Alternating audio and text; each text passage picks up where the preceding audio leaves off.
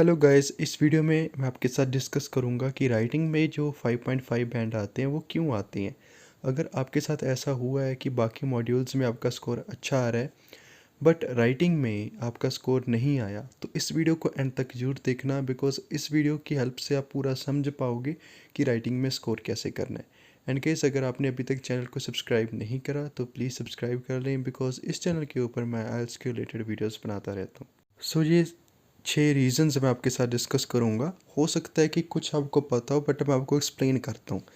सबसे पहले आइडियाज़ बहुत ज़्यादा ज़रूरी होती हैं।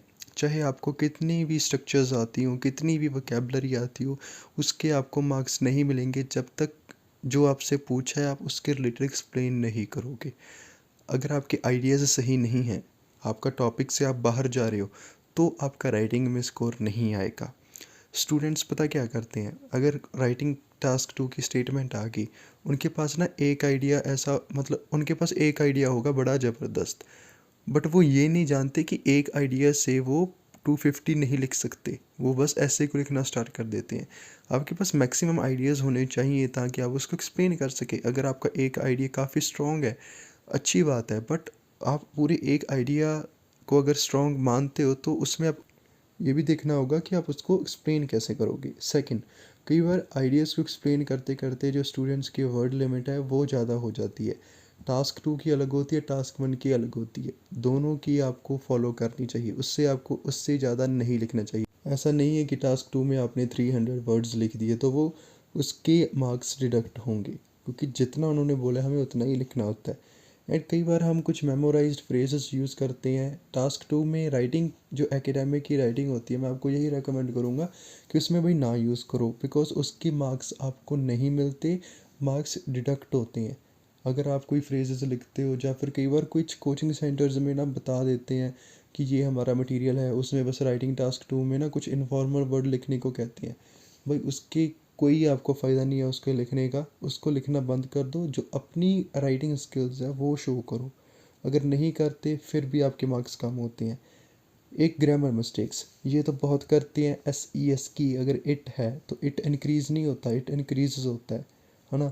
बाकी जगह पे एस कहाँ पे हैज़ लगता है, कहाँ पे हैव लगता है, या कहाँ पे वर्ब की फर्स्ट फॉर्म के साथ जब हम आईएनजी लगाते हैं तो जीरेंड बनाते हैं, उसके क्या आगे रूल्स होते हैं। अगर आपको ये चीज़ें नहीं पता तो भी आपका जो बैंड स्कोर है वो कम होता है।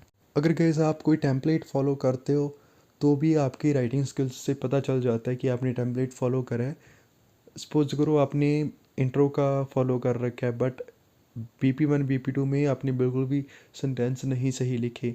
अगर आपने इंट्रोडक्शन बहुत अच्छी लिखती, उसमें एक भी ग्रामेटिकल एरर नहीं है, बट BP1 BP2 आपका बहुत गलत है, तो वहाँ से हमें पता चल जाएगा कि भाई ये चीज़ें पहले अपनी याद करी हुई हैं, तो भी आपका स्कोर नहीं आएगा अगर आप ये कर आते हो। लास्ट पे वैरायटी ऑफ सेंटेंसेस, मतलब आपको नहीं पता कि कितने टाइप के सेंटेंस होते हैं। अगर आप एक सेंटेंस को रिपीट करते पूरे ऐसे में, वो भी गलत है।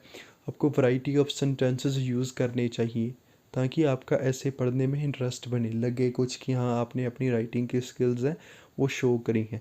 अगर आप इन चीज़ों के ऊपर वर्क करते हो तो आप राइटिंग में 7+ भी आसानी से स्कोर कर पाओगे, बिकॉज ये चीज़ें काफ़ी मैटर करती है। ऐसे में जो भी उनकी मार्किंग स्कीम है उस हिसाब से ऐसे चेक होते हैं।